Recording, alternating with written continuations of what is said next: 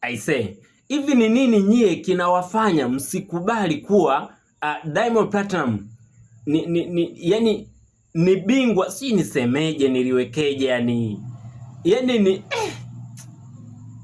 Diva amezungumza kwamba kwa nini Diamond Platinum ni legend kwenye mziki wa Bongo Flava, na akaelezea kwamba inakuwaje mtu huna hata show 5 za kimataifa afu unajipa hicho cheo. Nimeona kuna jamaa akaja akakosoa alafu bahati nzuri akaja kuelezea na maelezo kwamba mtu ili awe legend inatakiwa afanye kitu gani na kitu gani. Vile vitu vyote anavyovielezea Diamond Platinum anavyo, alafu unakuja kumkosoa Diva. Binafsi mimi, ili wewe uonyeshe huo legend kwangu, mimi uweze ukawa una show hata moja, yani hujaimaliza hii Tanzania kufanya show, afu uniambie hivyo, ujipe hicho cheo. Miki ukweli sitakuelewa hata unipe sababu 2000. Yani leo mimi unakuja kuniambia bwana, mimi ni mfalme wa hiki kijiji.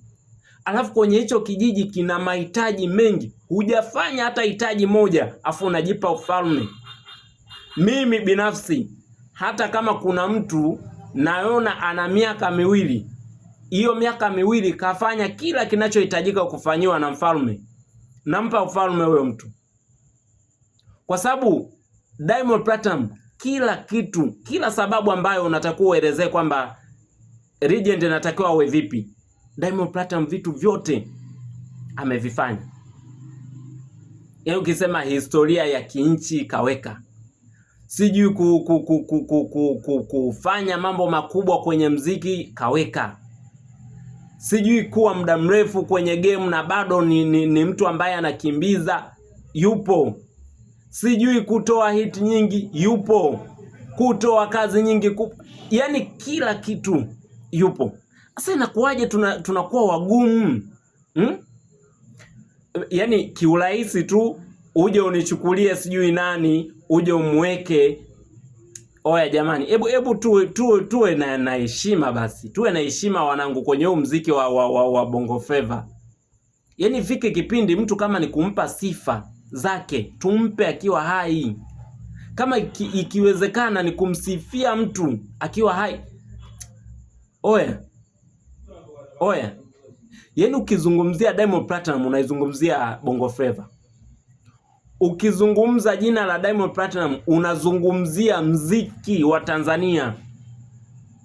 Ukilizungumza jina la Diamond Platinum, yani unauzungumza mziki wa Tanzania wote. Yani umeutamka mziki wa Tanzania. Ndio maana mimi nakuwa mtu ambaye nawashangaa sana, yani tu vitu twingine tudogo mnakuja kutukompea na Diamond Platinum. Jamani, hebu tuwe na heshima basi. Ifike time tuwe na heshima. Kama mtu tumeshindwa kumheshima, basi tukae kimya, ionekane basi yani tumeshindwa kumkosea heshima, yani mkae kimya. Na ndio maana Diva anavyoongea, mtu ambaye yani anaendekeza ushabiki kuliko kuangalia mziki, anamuona Diva anaropoka tu. Lakini anachokiongea Diva kuna muda unaongea yani unaongea kutoka moyoni kwamba jamani, yani inakuaje kama mtu kadogo aka kanakuja kujivuna mbele ya Diamond Platinum? Kwa kipi kalichofanya mpaka kajivune? Kipi? Yani kuna muda unaweza ukafanya jambo kubwa, sawa, hata watu wakakutetea wakasema yes. Asa huyu msanii nyewe mnayemtetea, yani anajivuna, anatamba na nyewe mko pamoja naye. Kipi kikubwa alichokifanya tuseme yes, kwenye hili anastahili pongezi? Kipi?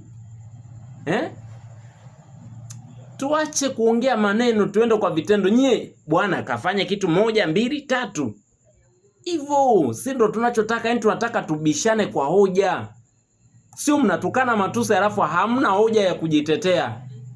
Basi vichwa jamani vigumu hivi.